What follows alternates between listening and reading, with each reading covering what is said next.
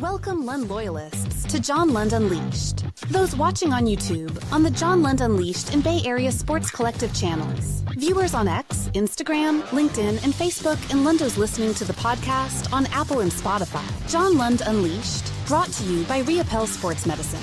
Got pain? Check out our revolutionary stem cell treatments. And guys, if low T is bringing you down, Reapel Sports Medicine can put you back in the game. Now all juiced up and ready to go, here's Johnny. What's happening? Thanks for joining us, I should say. It is a Saturday edition. Sorry I'm late today. I was not watching Melrose Place. Could have been. Might have been. A little bit of a change up today, episode 149, Giants Rotation Roulette. And I'm saying that in a good way. It's not a negative kind of a thing, but you see right there, Kyle Harrison, Tristan Beck. There's Carson Wisenhunt, who I wanted to see up here, and I'll explain more on that. But the Giants have an early start today at 1 o'clock. And we have a ton to get to today, as we always do, not just from a baseball standpoint, but there's a little bit more. Brock, you can see on the chalkboard there, episode 149. Happy Saturday. Top line rotation. They've been really good in May. The right choice to replace JV. We'll get into that because it's going to be Kyle Harrison today, who hasn't really been stretched out, so it's going to be a bullpen game today. The Knicks and the Pacers are interesting. Will the NBA allow this? I'll explain. Kevin Harlan got run into and was classic Harlan last night. Dead voice guy. If you haven't heard this story, I've been sitting on this for like 2 weeks.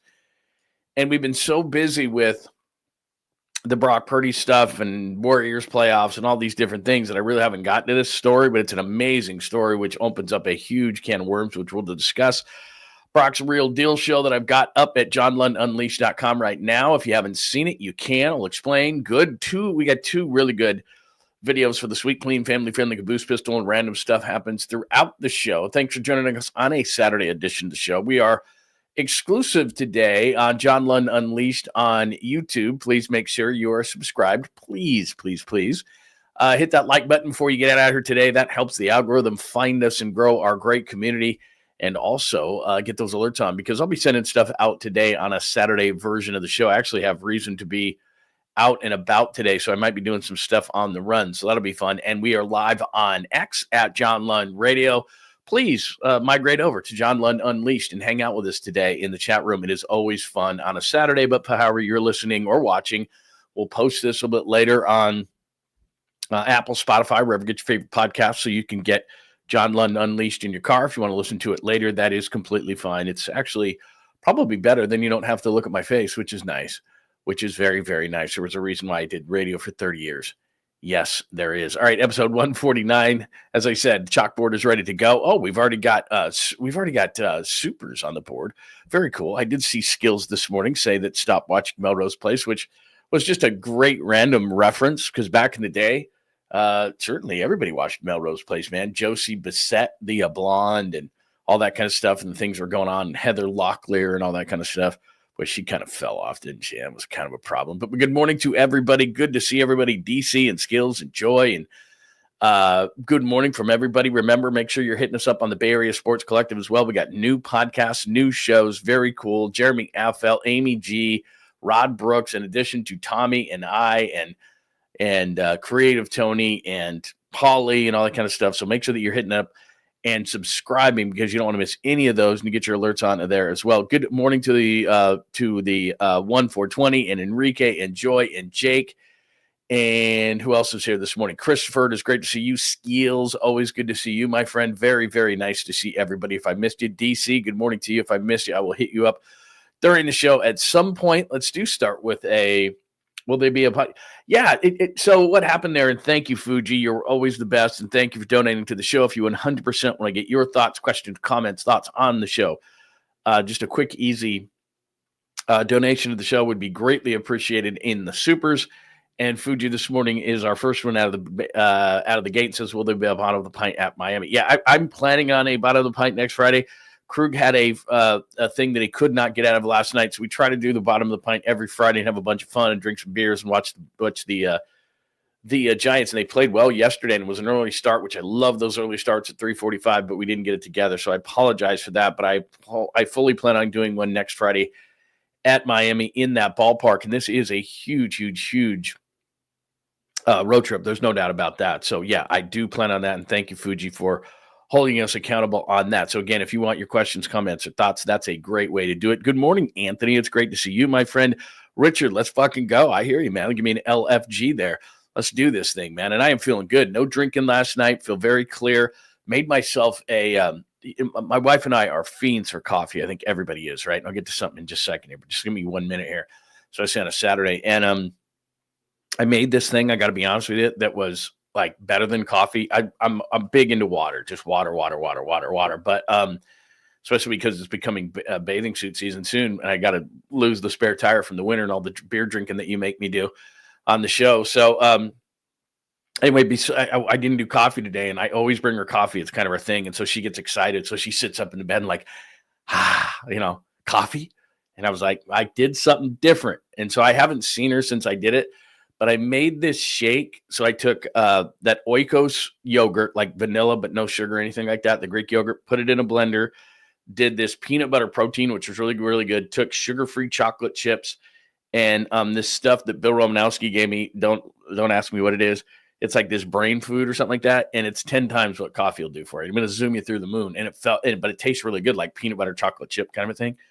And I give it to her, and so I haven't seen her yet, but it jacked me up this morning. I'm feeling really good, even more than coffee. I don't know that I'm going to do that every day, but her disappointment in the look in her face that it was this thing, and I said, just give it a shot. And this look on her face was like, it's not coffee. Come on, man. So we'll see. We'll see what I'm in for, and I'll let you know. Maybe even a little bit later today, I'll pop on just for a minute or do a short or something on it, because I don't know that she's going to love it, but I just, I decided to change it up on this Saturday. I'm feeling good. Hopefully you can tell. I'm not sure that it's going to, PB Fit, that PB Fit peanut butter protein, that stuff is so good. So yeah, with vanilla, Oikos, the sugar, the Oikos Zero, whatever, vanilla, with that stuff, sugar-free chocolate chips.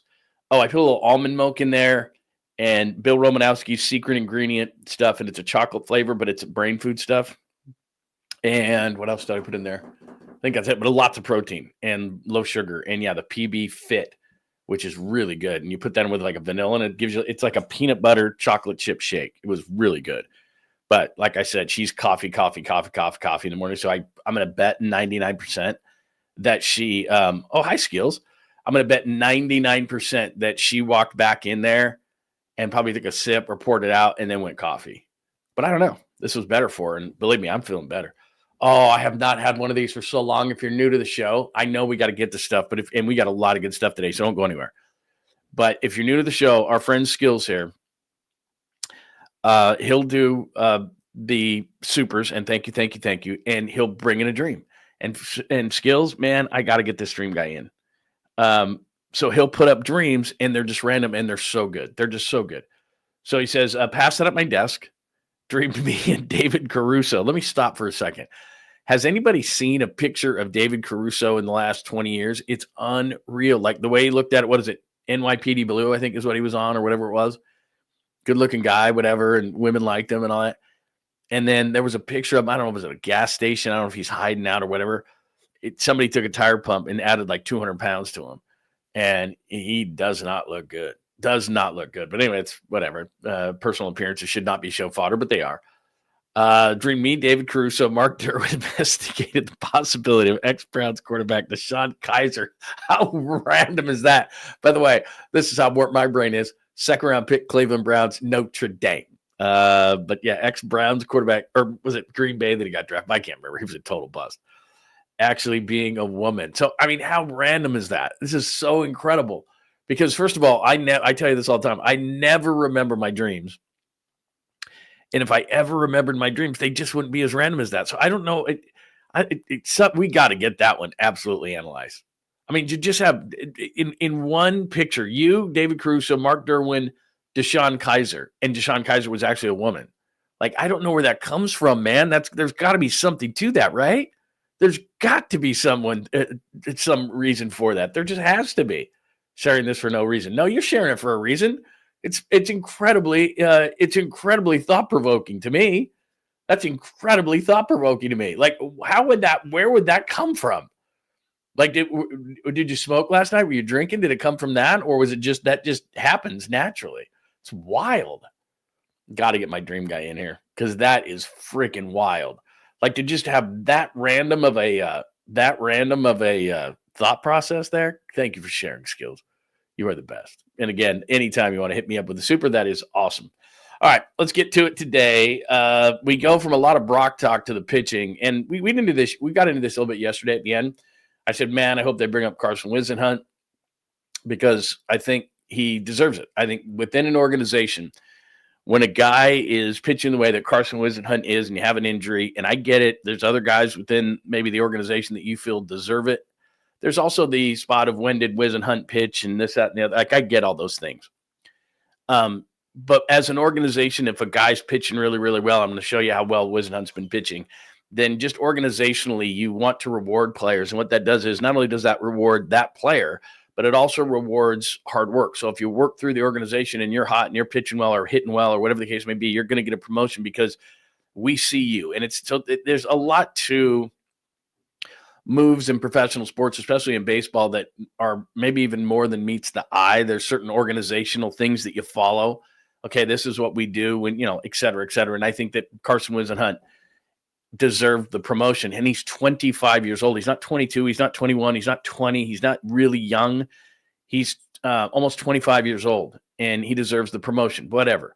Here's the one thing I want to do before we get into the promotion, and because Justin Verlander's down, Kyle Harrison's going to pitch today. I keep saying to myself, I'm not down on Harrison, but I'm not. But I don't think he's a starter. I think he's a reliever, and I think today, because he's not stretched out, it means you're going to have a bullpen game, which means you're going to burn your bullpen. And this is a long road trip, so I don't love this decision. Now, having said that, this is what the Giants have done in May. All right, this is their rotation in May. Not their rotation, excuse me, all their pitching. So they're 11-9 with the 284. That ERA, which again, I know this is an old school metric, but I still like it. So in overall ERA, that's starters and relievers, 284, which is third in baseball in May. As you can see in the right-hand corner, it says May. So in May, they have the third best ERA, their pitching staff in May. Not bad. Now, I went to their game notes today, and today's game notes weren't out. So this is before yesterday, but again, Landon Root pitched well. So the top metric there, just looking at May, see May on both of those? The top metric is starting pitching. The bottom metric is your relievers. So in April, as you can see, go to the bottom left there, the ERA for the bullpen, second in baseball at 2.52. Very nice. Then you go up to May, top on the right. That's the rotation in May, 6-6 with a 293. Excuse me. That's the bullpen in May, 6-6, 293. And then you've got, I'm screwing this whole thing up. Rotation is on top, bullpen is on bottom. So rotation in May is 6-6 with a 293. And then the bullpen is 4-3 with the 308. So the bullpen's fallen off a little bit, and I keep telling you, I'm a little bit nervous about them burning out the bullpen. I just don't like it. They're just 4 of 8 in save opportunities. Ryan Walker, we've talked about. I just don't want them to burn out the bullpen. But the rotation in May has a 2.93. So they're pitching great. They were 99 with a 440 March, April. And they're 6-6 with a 293. So I can't complain about the rotation. It's been absolutely great.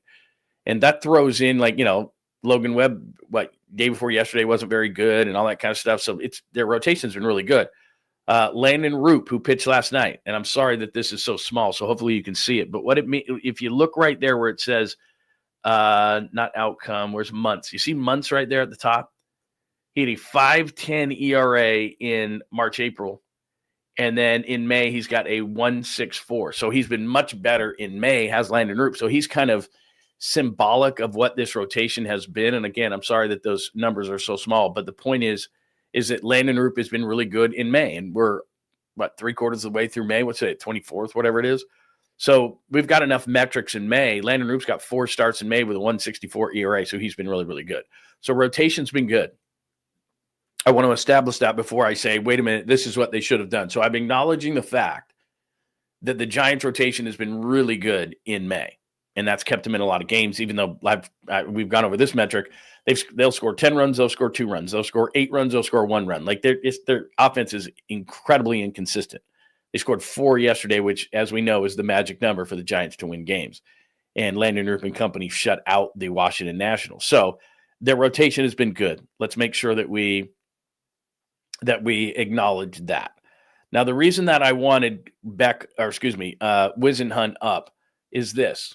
Now, if you look at, those are at the top right there is his pitching log, but where I have highlighted there is his last month of pitching. So 4 starts. Teams are hitting 182 against him in that month. And you can see just 18 hits and 99 at-bats. And you see the strikeouts there, the base on balls. He's got 28 strikeouts to 22 bases on balls. And if you look at the last 4 starts, 7, 7, 7, 7. The guy's rocking it. He's absolutely rocking and rolling. And remember, he's 25 years old, so it's not like he's 21. He's been in the organization a long time. He deserves the promotion. He's been pitching great. So when a guy is pitcher of the week, when the last month he's been absolutely crushing it, when he is your number 2 but number 1 pitching prospect, you've got to see what the guy can do, because I don't want to see I do, but I'd rather see what Carson Whisenhunt can do early in the season, and then he can come up here. If he gets bombed, that's fine. Then he knows what he has to work on, and he goes back down. That's part of the process here. So I think he should have been the one easily. If you look at those numbers right there and you look at those last starts, 4 starts in a row with 7 innings pitched. They need innings, this team. They need to give the bullpen a break. The bullpen has fallen off a little bit this month, and we are really early in the season. Tristan Beck is the one that they did bring up. Nothing against Tristan Beck, but I know what Tristan Beck is. He's 29 years old. You can see in the minors there, 20 and 22 with a 496. He's just okay. His majors, not bad, but he's only started 4 games. This year, he's having a nice year in Sacramento. I'm not saying he's not, but he's a nice player. But, he's not even a prospect anymore. He's 29 years old. He's okay. He's just okay. He's had some injuries, all those kind of things. I get it. He's not pitching poorly. It's not that he doesn't deserve the promotion. And then as far as Kyle Harrison is concerned, Kyle Harrison's not stretched out at all. Kyle Harrison has just been in relief appearance. He was sick in spring training. I get it. I still think Kyle Harrison needs some time. So if Kyle Harrison goes a few innings today against Washington, that's about all he can do. He's probably going to be a 60 to 75 pitch guy. And I don't even know if he's going to go that far. He might go 50 pitches today is actually what he's probably going to do. He's probably going to go like 50 pitches. Okay, it's a bullpen game today for Kyle Harrison against Washington. Whereas if you bring up Whisenhunt, Washington is a soft landing spot. Then he wouldn't pitch against Detroit. And then you got another soft landing spot against Miami. So 2 teams that aren't great. And that's what Whisenhunt would pitch against. He deserves the promotion. So in terms of what you do organizationally, guy's almost 25 years old. He's pitched 7 straight starts with 7 innings pitched. In the last month, he's 28 strikeouts with 2 walks. He's the PCL pitcher of the week. That's not an easy place to pitch. It's time to promote him and see what he can do. And it's also telling the rest of the players within your organization that if you play well, pitch well, hit well, whatever it is, we're going to give you a promotion. We're going to see what you can do. I know what Tristan Beck can do. 29 years old, not a prospect anymore. He's not horrible. I'm just saying, let's see what we have within the organization. And you don't want to do it in August or September when there's a mounting amount of pressure on a young kid. See what he can do. You deserve the promotion. Okay, you got bombed up here. Now you know what you got to work on, and you go back and you work on specific things because you've been to the show. And he's 25, so he's not 21, 22. He's not inexperienced. He's not going to be awed by the big lights. Get him in there, see what he can do. It makes a ton of sense. And as far as Harrison is concerned, the more I see him, the more I think he's a reliever. He's got 2 solid pitches. The deception works for a minute or 2, and then he gets deeper into a game, and he's not going to go deep into this game, which means you're going to use your bullpen a lot. And because Logan Webb, I'm not going to say unexpectedly, but it doesn't happen very often, just went 4 innings the other night, so you had to go your bullpen earlier in that game. You're on a long road trip. You're going to be using your pen a lot. Your pen is already showing that, maybe you're overusing them just a little bit. They're just not quite as sharp as they were in April. So anyway, look, it's kind of a contradiction here because I just showed you how great the Giants have been pitching in the month. Their starting pitching has been in the month, and these guys know what they're talking about. And these guys who are recommending who's up and who's down and who stays and who goes and who's in the majors and who's not, I understand those things. But philosophically, as an organization, when a guy's pitching the way that Carson Whisenhunt is, he deserves a promotion. And you also want to see what he's got. And then later on, if he doesn't stick, if it's best case scenario, all of a sudden you just found another guy like Hayden Birdsong. And I think Whisenhunt can be that kind of a guy. Birdsong has that kind of mentality. I have not talked to Carson Whisenhunt before, but people tell me that's the kind of stuff he's got, that he's a bulldog type of mentality. I just want to see what he is early in the season. Later in the season, maybe he goes down. Worst case scenario is he gets bombed. He works on his craft. He knows what he has to work on. He's been in the majors. Best case scenario is he's really, really good, and you've found that starter that you've been kind of messing with. And JV is going to miss probably 2 starts. So now this guy gets the 2 starts. And if he's really, really good, then I've got a decision to make, right? Landon Roop has been good in May, kind of struggled in the early part of the season, but now all of a sudden he's kind of finding his footing a little bit. Can I make Kyle Harrison then a full-time reliever and add another arm to my pen? And even you see what's happening here is that now my pen has Hicks and my pen has Kyle Harrison and my pen has, all these other guys. And there's a couple of things that are great about that. I've got a ton of depth in my bullpen. I'm not going to burn out my guys anymore. I'm not a huge Bivens guy. I love the story. That was cool last year. He came up at 30. He's making me nervous. He might get pushed out of the bullpen in my scenario, and I put Harrison in there. The other part of it is great, and I keep talking about this. You have a screaming need at first base. Now, look, Casey Schmidt got a hit last night. Maybe Casey Schmidt's learning how to hit. That would be massive if Casey Schmidt could finally come around, because he's kind of wasted at first base. I mean, he's a great defensive player, but whatever. He does have some power. He's shown power in the minor leagues. Could he possibly give him something at first base until Bryce Eldridge is ready? Maybe. But I'm sick and tired. We've had this conversation, so we're not going to have it again. About Lamont Wade Jr. Can somebody come up and give him competence at first base? Maybe Casey Schmidt can. But if he can't, then I've got this overflow in my pen. And it's not even just pen. Hey, Kyle Harrison, there's probably teams who still think, hey, this guy's a top prospect. I'd love to get a left-hander. Yeah, I'll trade for Kyle Harrison. Jordan Hicks, I've seen him in the rotation. Every team in baseball needs more pitching. And you've got versatile guys who can either be starters or relievers, and there's value in that. So I'm not saying you're going to get an all-star for one of those guys. Maybe there is a team out there that still really likes Harrison's upside, so maybe you can get something pretty good. Somebody who's kind of been a downer within I don't know every organization, but I bet there's a Kyle Harrison type within an organization, and I don't mean positionally. I mean in the same kind of boat where it's like, he's ascending. We love the guy. He's at one point, Harrison was the top left-handed pitching prospect in baseball. And all of a sudden he's kind of plateauing. It's been injuries. It's been the sickness in spring training. Maybe Harrison still has a lot of upside, but you know what? There's probably someone, a hitter, a first baseman, a guy who could play first base within an organization similar to Kyle Harrison, who was like going like this and then just kind of plateaued out.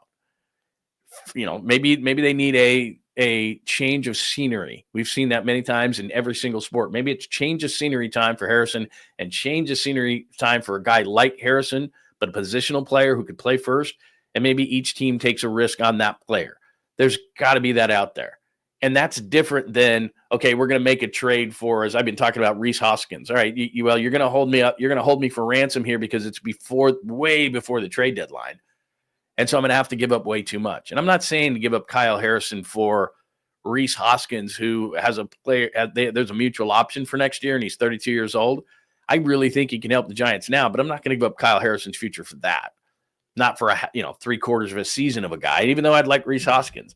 That's not going to be the trade I'm going to make, but that's what Milwaukee would want at this point, this far ahead of the trade deadline. Somebody like that. So point is that if you bring up Whisenhunt, worst case, all right, he goes back down, but he knows what he needs to learn. Best case is, damn, we got another guy who can pitch, and now we've got all this depth within the organization, and we can go out and potentially get that player with some of this depth. Can Jordan Hicks get you something?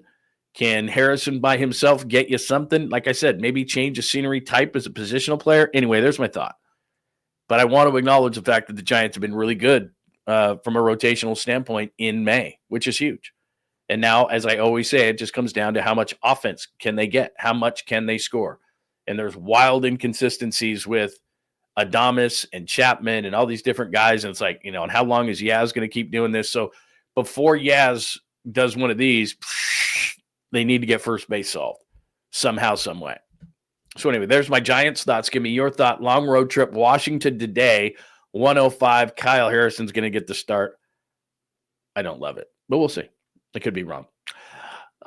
Knicks Pacers. I don't know if you watched that last night, but I can't. Shocked is probably the word for it.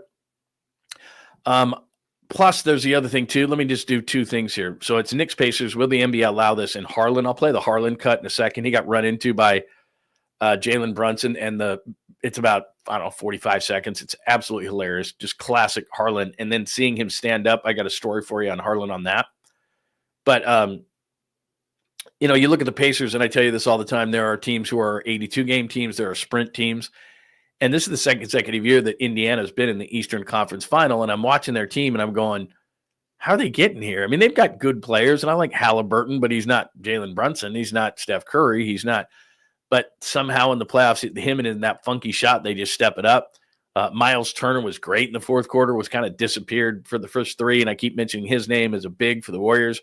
But he hit a bunch of big shots down the stretch for the Pacers. They've just had a bunch of guys step up for Indiana, and they don't seem to be bothered by the fact that New York, MSG, and what it is, and how loud, and all the stars, and all this. They just keep making big shot after big shot, and they get out to the lead, and then the game gets close, and you think the Knicks are going to make some sort of a run for it, and then Indiana just keeps their composure. So the series so far, Knicks are down 0-2, and they're going to Indiana. Can they still win the series? They could. But here's the thing that's blowing my mind, because whether it's Minnesota or Oklahoma City, and it looks like it's going to be Oklahoma City in the West, small market. You look at the Eastern Conference, Indiana, small market. So Indiana's going to play Oklahoma City. I've told you this before. I'm a conspiracy theorist. There was no way in my mind that Indiana was going to win this series, just for the very reason that the NBA wasn't going to allow two small market teams in the NBA Finals. When was the last time that happened? Usually it's like, okay, the Utah Jazz are in the finals. They're playing the Bulls, the number 3 market. It's just you rarely, if ever, see two small market teams go to the NBA Finals. The Lakers are usually in it, or the Bulls are usually in it, or there's a major market team in the NBA Finals. So you don't. I mean, the Warriors. People don't think about it, but we're a top 4 major media market. So those teams go. Oh, you're gonna have a small market team. You got to have a big market team. Because I like the NBA Finals, and I'm different, and you're probably different. You'll probably watch the NBA Finals, and I'm fascinated. I would be fascinated by a Pacers OKC Finals. I would still watch it. I really don't care about market size, but the NBA does. And if you knock New York out of it, the number 1 media market in the country for Indiana versus Oklahoma City, there's just a lot of people are like, the hell, it'll get the lowest ratings probably of all time.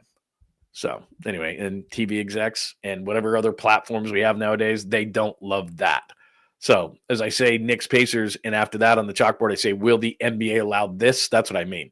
Will they allow Pacers, Thunder, Oklahoma versus Indiana for the NBA Finals? We'll see. Because if there's a miraculous turnaround and all of a sudden the Knicks tie this thing, and the Knicks look great and all this kind of stuff, and there's a bunch of weird whistles and Jalen Brunson and so forth, they're going to the parade to the free throw line. It's going to be strange. Here's the HARLAN thing from last night. I don't know if you saw this, but this was awesome. So I'm a huge Kevin HARLAN fan. He is one of the greatest guys ever. He is honestly one of the nicest guys ever. Greg Papa and he are really good friends. And when we did the show together for years, not only would HARLAN come on the show whenever, but if we were out on location, if it was a Super Bowl and he was calling it for Westwood One all the time, HARLAN would come and he'd spend an hour with us on Radio Row, and he was busy as hell, and his handlers were always trying to grab him away, and he was like, sorry, I'm staying. Said hello to my son, who's an aspiring broadcaster, as you know, took a picture with him, gave his number to my son George, and said, when you have when you have stuff to listen to, when you have play-by-play stuff, when you have all this stuff, you send it to me. Here's my email. Here's my phone number. That's what he did. I mean, he's just the nicest guy you could ever meet. Greatest guy ever. Always deferring to other people. Always was telling Greg how great his calls were. Always saying, this. I mean, HARLAN's just salt of the earth. Really good dude. Really great guy. And then the calls he's had, not the streaker, but the guy who ran on the field for the Niners against the Rams. He's drunk. He's, all that stuff. The cat in New York that just, and then later on, he's kind of sheepish about it. He doesn't like to talk about it because like, dude, don't do that. It's hilarious. So he just does these one-offs that are hilarious. So here is HARLAN last night. I think this is HARLAN. Yeah. Here is HARLAN last night and Jalen Brunson actually runs into the table, into the broadcast table, and spills a bunch of stuff all over him and everything, but Harlan still gets the calls right. Watch this for just a second, because Brunson's running into Harlan right there. You can see it. It's a little bit blurry. But the reason I stop it right there is, like Papa, Harlan does not sit down during the games. He's told us that. He just can't. So you see Spike Lee in the hat right to it, or excuse me, that's Tracy Morgan to the right of Harlan. But you see those people sitting behind him, and then as he's broadcasting, he was the one saying they're helping us clean up or whatever. He stands like that. That's let's see, that's not. I was going to say that's Stan Van Gundy, but it's not. But stuff gets spilled on him, but he stands the whole game, so the people behind him have to stand. Can you imagine paying that much money for a ticket? You're mid-court, literally mid-court, and Kevin Harlan's standing the whole time, so you got to stand the whole time, and you've spent thousands of dollars on those tickets. So anyway, I just wanted to point that out as a kind of a personal aside, that Harlan stands the entire game. He didn't just stand because Jalen Brunson comes running into him to get the ball. Everything goes spilling all over him, and he's standing. And then those people see the guy in the white T-shirt. He's got to stand the whole game, or he can't see the damn game. That was awesome.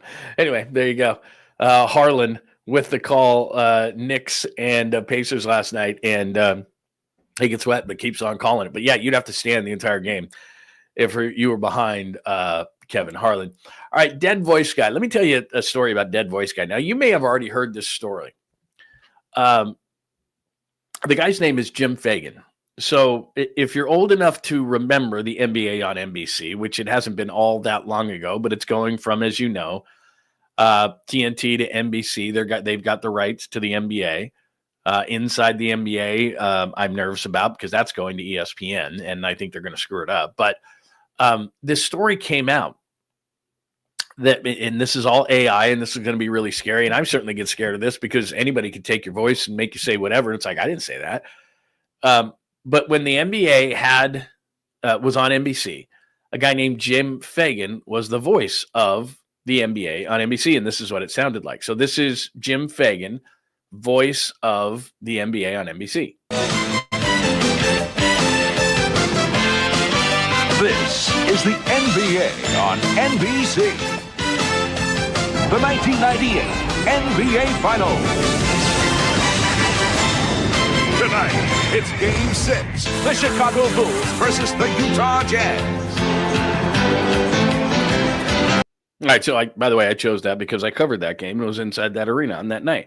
So that's Jim Fagan's voice, the voice of the NBA on NBC. This is also Jim Fagan's voice for the upcoming NBA on NBC.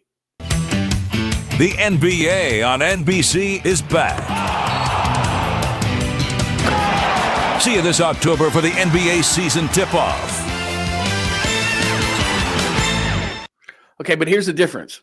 See right there, it says, how is NBC using Jim Fagan's voice? Fagan's voice will be used thanks to a partnership with his family. The use of AI after NBC did something similar for the 2024 Paris Olympics, and Al Michaels' voice was used for its Your Daily Olympic Recap on Peacock Future. But Al Michaels didn't voice it. It was actually Al Michaels' voice, but it was AI. Well, Jim Fagan's dead. So it would be really tough for Jim Fagan to voice the NBA on NBC, except for the fact that that voice you just heard was dead Jim Fagan. That was AI Jim Fagan. So the guy from 1998, right? The guy from 1998, this guy. This is the NBA on NBC. Is the same voice, but AI. So let's do it one more time. The NBA on NBC is back. See you this October for the NBA season tip-off. And I get it, man. It's like, this is just the way it is, right? This is just the way it is. It's going to be AI this and AI that. And I feel bad for voice work guys because they're going to be out of business. Like, why would you hire a new guy? NBC is just like, well, we'll just type into a thing here with Jim Fagan's voice, who we used for years and years and years on NBC, NBA on NBC. And we want to use him again because the voice was so great. So they went to his family, worked out a deal, I'm sure a financial deal, that said that's fine. And I don't know what they would pay Jim Fagan to be the NBA voice on NBC, but I gotta believe it's a couple $100,000, gig, or maybe that's like a $250,000 gig. I mean, it's a pretty good gig. So he's passed away, and so the NBC goes to the family and says, "Look, let's just say for the sake of conversation, we paid Jim Fagan $250,000 to maybe that's a little rich back in the day, but I'll just say that to voice it. We'll give you guys $100,000 to use them as AI." And they're like, "Okay." Now, again, I think that would be a little creepy. Like if it was me, like, okay, but then I hear my dad's voice, like creepy. I guess, I guess for $100,000 or something like that, I would, but it's creepy. And then it just opens up that whole Pandora's box where it's like, well, is Al Michaels going to do play-by-play after he's dead? Why not do, like they showed Marv Albert in the, in MSG last night watching the game. Why not use Marv as why do you need, like Kevin Harlan? Kevin Harlan could call games forever. He's passed away, but Kevin Harlan's amazing. Like, I don't know, there's one thing to do voice work, then it's play-by-play. Can AI, something got spilled and, you're not going to probably have that part of it, but it could AI just sit courtside like a robot with Kevin Harlan's voice and do the play-by-play. And then we always have Kevin Harlan, or we go back. This is Howard Cosell. Like, are they going to have Howard Cosell do it? Marv Albert. Oh yes. Official Patrick Ewing. And it's like, well, no, it's not Patrick Ewing, but you understand. Cooper Flagg from 3. Yes. Like he passed away. Cooper Flagg's been in the league 10 years. Like, I don't know where it stops, if it ever stops. And, I wonder, here's the thing I would think would be really, really cool. All right, so I don't mean to be morbid, but like Kruk and Kai, for example, you love them, you grew up on them, and you decide yourself, this is where I think it would be really cool. I want my own play-by-play guy. Like the Giants can hire a new one, this can hire a new one. We all have our favorites, and more so who we don't like. So there's certain people I don't want to hear. What if I could take the play-by-play people I want and just customize it to my TV set? Like you can do that. You can, in your car, you can have like, custom directions by a certain voice. Why not have that as like play-by-play? Like forever, you want the one that you as a kid grew up on. Maybe it was Kurt Gowdy, or maybe it was Cosell, or maybe it was, Keith Jackson. Oh my, it's the big uglies up front. It's Alabama versus Texas A&M. Like, can you imagine like Keith Jackson would call all your college football games? Like forever. Like that's whatever the game is. I just want Keith Jackson. It could be, my alma mater, Utah State versus Southwest Louisiana. I don't care. Keith Jackson's calling the game. The Utah State Aggies. Oh, what's an Aggie? Just come on. That'd be amazing. Like I said, more so, there's certain people like, I don't need that anymore. And if you like college basketball, just Dick Vitale does it forever. Oh, baby, let's go. He's a PTPer. It's like, yeah, I wouldn't choose him. But, anyway, maybe that's where it's all going, because that's just – I saw that, and that's been a story for a couple of weeks now, and I know that you may have already seen it, but I was amazed by that. Like, the family's like, sure, pay us. That's pretty amazing that, like, this dude's passed away, right? The NBA on NBC is back. See you this October for the NBA season tip-off.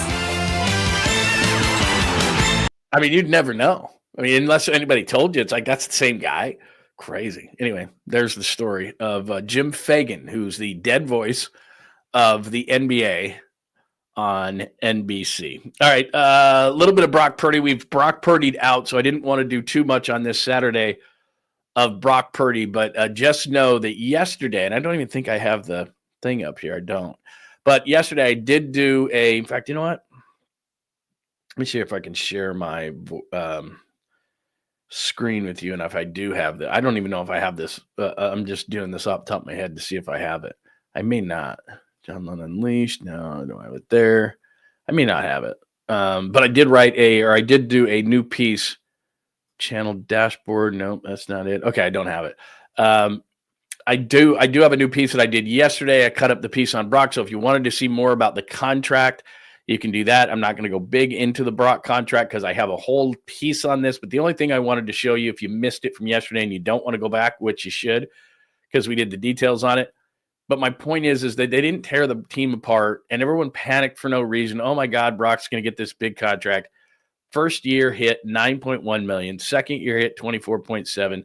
Third year hit $30 million. Those are the first 3 years. Then, as you can see right there, there's an out 3 years, $115 million. And if at the end of 3 years they don't like Brock anymore, they fall out of love with Brock, and it happens all the time. Divorce rate's more than 50% in this country. Then they pay him $16 million and Brock goes away. That's the deal. So everyone who's panicking, oh my God, they overpaid. Oh my God, is Brock overpaid? Oh my God, he's not a top 10 quarterback. Oh, they tore the team apart because of Brock. No, they didn't. He's going to make $9 million next, not make, cap hit 9.1, cap hit 24.7, cap hit 31. By the third year, he's still a bargain. And remember, the cap is going up and up and up and up every single year. So even if they still love him after 3 years and they go 57 on that fourth year, that's fine. That's not bad.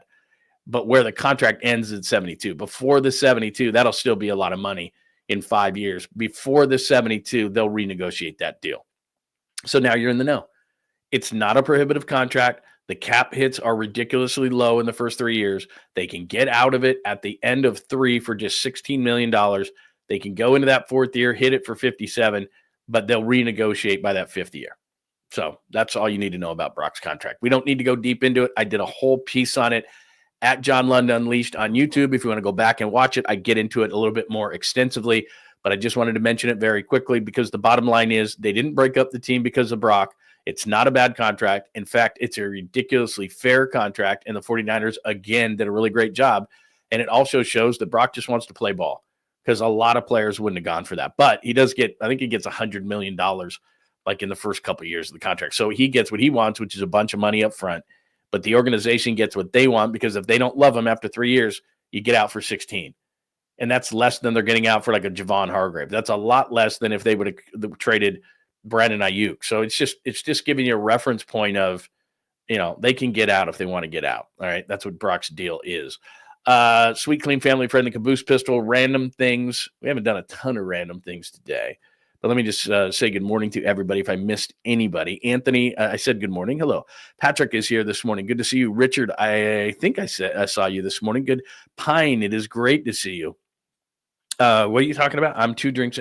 Where are you at, man? Where are you at? You're already, man, what time is it? There's nothing wrong with that. It's 11 o'clock on a Saturday. You do you. I have no problem with that you're 2 drinks in at 11 o'clock on a Saturday. Absolutely not. That's fine. Yeah, I think you're totally fine. Hi, Kyle. Yeah, that's a good point. I don't know what ChatGPT. I don't want to know. It is kind of fun, and you kind of have to know. I mean, it's unfortunate, but you kind of have to know. But yeah, that's wild to me. It's going to keep going.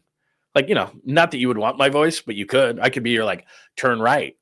In 2 miles, turn right. Turn right now. Oh, you missed the turn. You turn, dumbass. I could be your voice. I could be your voice for that. Let's see, what else do we got? Hello, Daniel. It's good to see you, my friend. Tommy, good morning. Good morning. Good morning. It is good morning on the West Coast, in case you're watching somewhere else. Hi, Fozzie. Good to see you. Talking a little Giants here. Trade for a bat first or second, make up for third and shortstop if their bats aren't promising.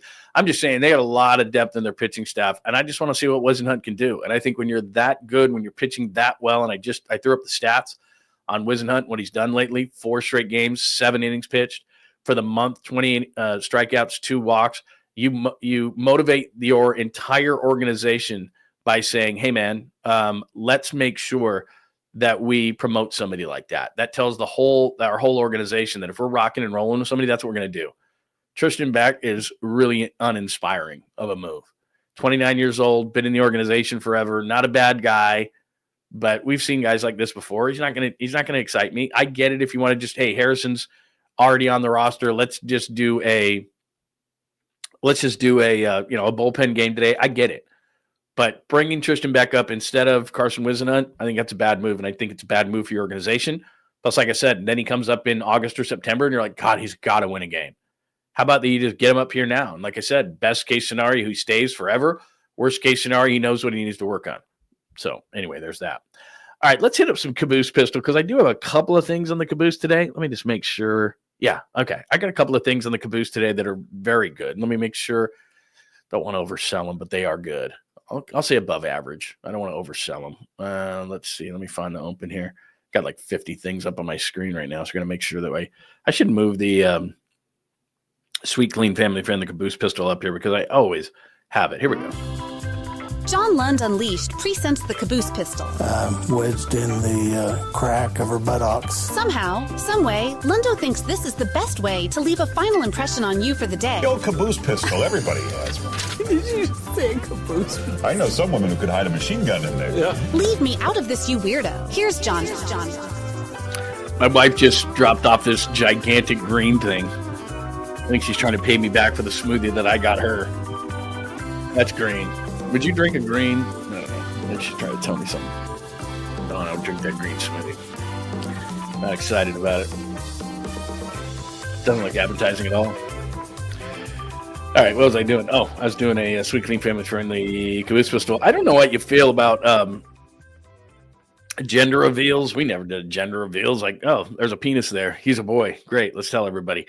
I don't know, man. Swinging and guy misses, and so anytime you see a gender reveal, it's just because it's something weird. I would never do something like that. It's just me. It's it's a personal thing with me. I'm not a kid. It's a boy. It's a girl. Whatever. But in Florida, things are a little bit different. They actually used an alligator for a gender reveal. Take a look.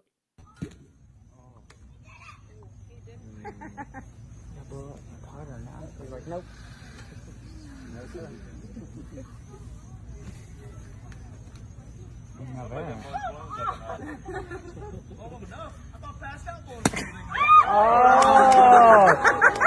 Thank you, Mr. Alligator.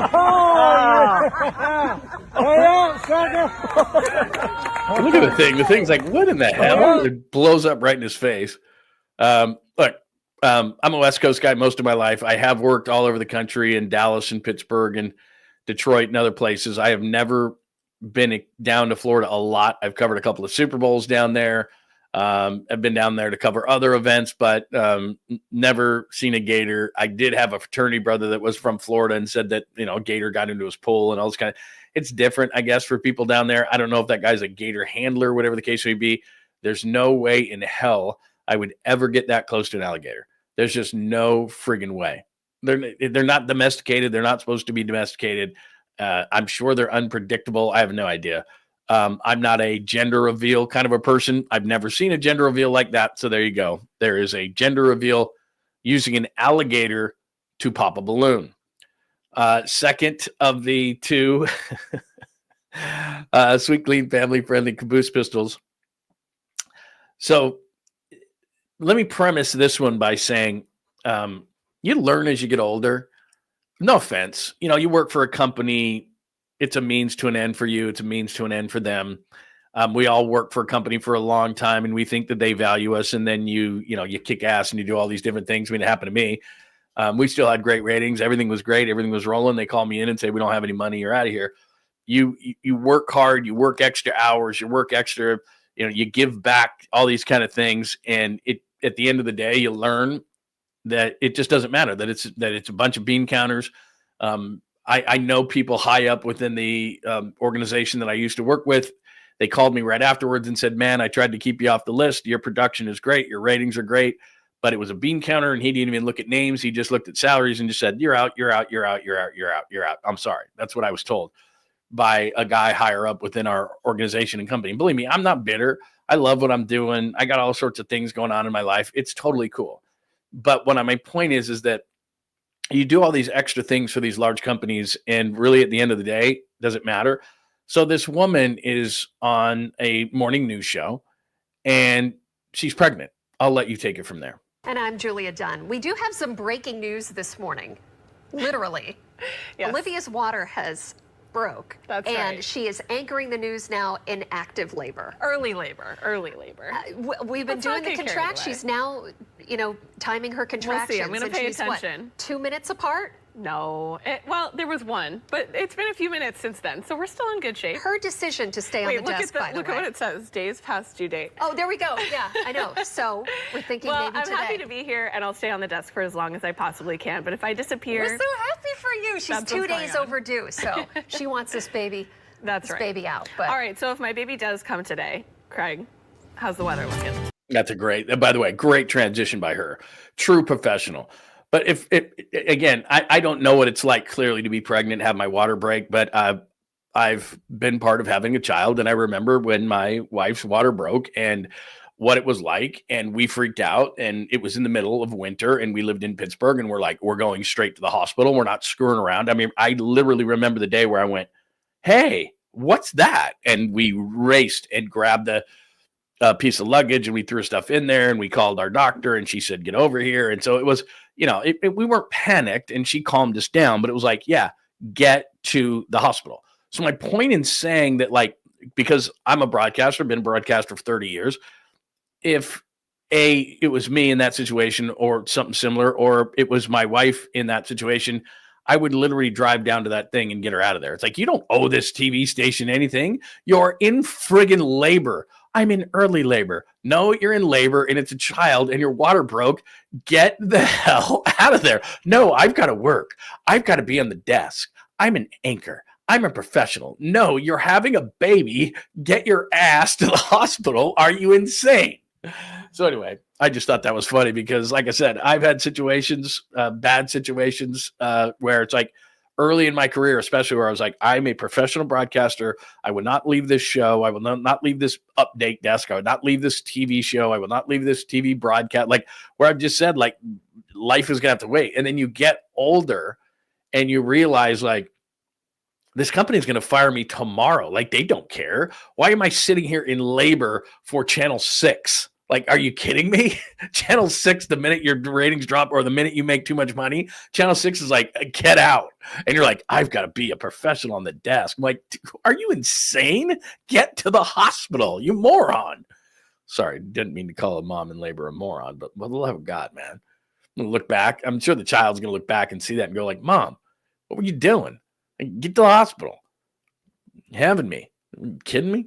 Anyway, what are your thoughts on that? There's a couple of sweet, clean, family-friendly caboose pistols. A gender reveal with an alligator and something that couldn't have been more different. The woman who decided that she was going to, even though she was in labor, stay on the desk. There you go. Give me your thoughts on that. Let me see.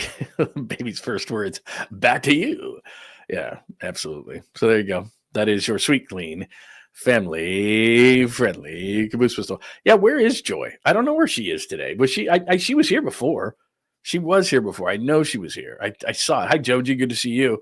Let's see. I know she was here early in the show. I swore I saw her. If I didn't see her today, maybe then things are all running together. But I swore I thought I saw her, but maybe not. Maybe I did not see her today. I mean, it's not like she has to be here every single friggin' day. But I thought I could have sworn that. I could have sworn that I saw her today, but maybe I didn't. All right. I screwed that one up. All right, there you go. That is episode 149, the Giants top-of-the-line rotation. They have been absolutely great this month, but I think they made a mistake in this decision. Wisenhunt doesn't come up. Tristan Beck does. Kyle Harrison's going to pitch today at 105. Probably going to be a bullpen game. We shall see. Was that the right choice to replace JV? I just told you. Knicks and Pacers. Will the NBA allow this? That's an Oklahoma City, Indiana NBA Finals, or will mysteriously New York come back? Kevin Harlan, go back and watch that. That was incredible. He keeps it going, and he stands up the entire game, which if you bought those tickets behind him, you'd be pissed. Dead voice guy, Jim Fagan, who was the voice of the NBA on NBC, will still be, even though he's passed away thanks to AI. Brock's Real Deal Show, that's out right now at John Lund Unleashed. I showed you a little bit on the contract. It's not what it appears to be, which is not a bad thing. It's just that the 49ers did a great job. It's a 3-year deal, and if they don't love him at the end of 3 years, that's it. If they do, then he'll see a 4th year. I doubt he ever sees that 5th year at $72 million. Sweet, clean, family-friendly caboose pistol, the gender reveal in Florida, and the woman who would not get off the desk despite the fact that her water broke. And there you go. I think that is a Saturday edition of the program. Thank you very much for watching us today. Let me make sure that I did not miss anything else. Everybody have a tremendous Saturday. Have a great rest of your weekend as well. It is much appreciated, your attendance when you join us. Really appreciate it. Again, please subscribe on John Lund Unleashed. Please make sure there's alerts on, because this isn't the only time. We'll push a bunch of stuff out today. I got a bunch of things that I've been waiting, so we're going to throw that out like I did yesterday when I threw out the Brock Purdy contract thing, so that you know what the contract was actually about. So we did that yesterday. What else? Oh, yeah. Make sure those hit us with a like before you get out of here as well. That helps the algorithm. And hit us on the Bay Area Sports Collective, because that's me. That's Tom Tolbert, who had, by the way, Steve Kerr on this week, and Marcus Thompson. Great guess. Hit us because that is Paulie Mack and Creative Tony. And then we've added Amy G, who's got a great podcast talking about women in sports media or in media. Also, Jeremy Affelt and Rod Brooks have all been added, and we'll add more. I'm just not at liberty to say, and they don't tell me anymore because I let the cat out of the bag far too early. So everybody have a great weekend. If news breaks, do remember we'll be right back here at John Lund Unleashed, which means that's why you have your alerts on. Remember, comments right under here. If you got comments, questions, thoughts, you don't have to agree with me. I'd love to hear from you. Or you can hit me up also at John Lund Radio on X, where a lot of people are watching today as well. And I appreciate that. Have the great rest of your Saturday. We'll talk to you soon. Thanks for hanging out with John Lund Unleashed. We'll try to be better next time, though I wouldn't hold my breath. Please like and subscribe on the John Lund Unleashed Pod YouTube channel. Watch live shows weekdays at 8 a.m. on YouTube, Instagram, and X. And make sure to have your alerts on for shows throughout the day or night. All things Lund can be found at johnlundunleashed.com. johnlundunleashed.com. Goodbye!